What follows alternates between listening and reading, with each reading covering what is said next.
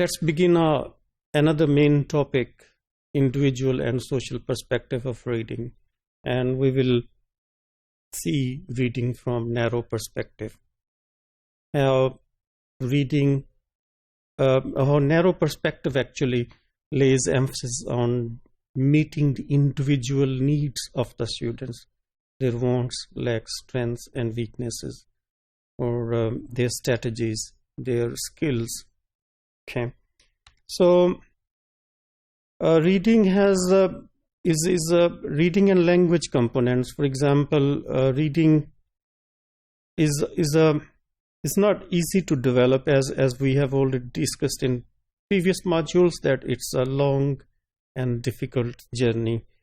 So Hoover and Turner, 1993, as you can see here, the quotation, they see that reading consists of only two components. One that allows language to be recognized through graphic representation, its orthography, or the alphabets, or its writing, in other words, and another that allows language to be comprehended. So reading is all about comprehending, understanding the meaning of what one is reading. And in this regard, the role of the teacher is all the more key, because they can assist in terms of choosing materials, in terms of keeping up the level of motivation, the level of interest of the students.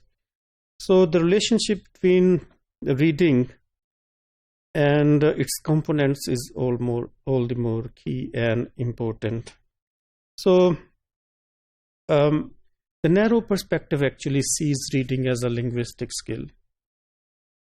In other words, if you know how to read, you can be a good reader.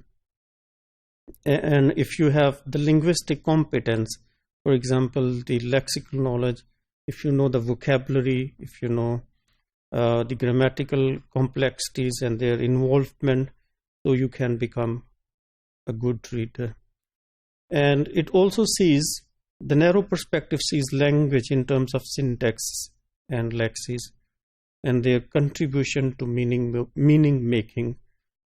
This is the narrow perspective, that it sees reading only, that the reading is based, if you want to develop reading of your students, if you want to make them fluent and good readers, you need to make them fluent, or you need to enhance their syntactic and lexical knowledge.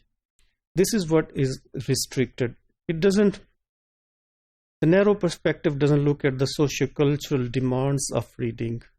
It doesn't look at the motivation of the students or their cognitive or metacognitive abilities. So this is how the narrow perspective sees readers as individuals. They are not seen as part of society who can be influenced by the larger, bigger picture, which is the social or the cultural needs of reading. So the narrow perspective actually looks at reading from linguistic perspective. If they have linguistic competence, they can become good readers.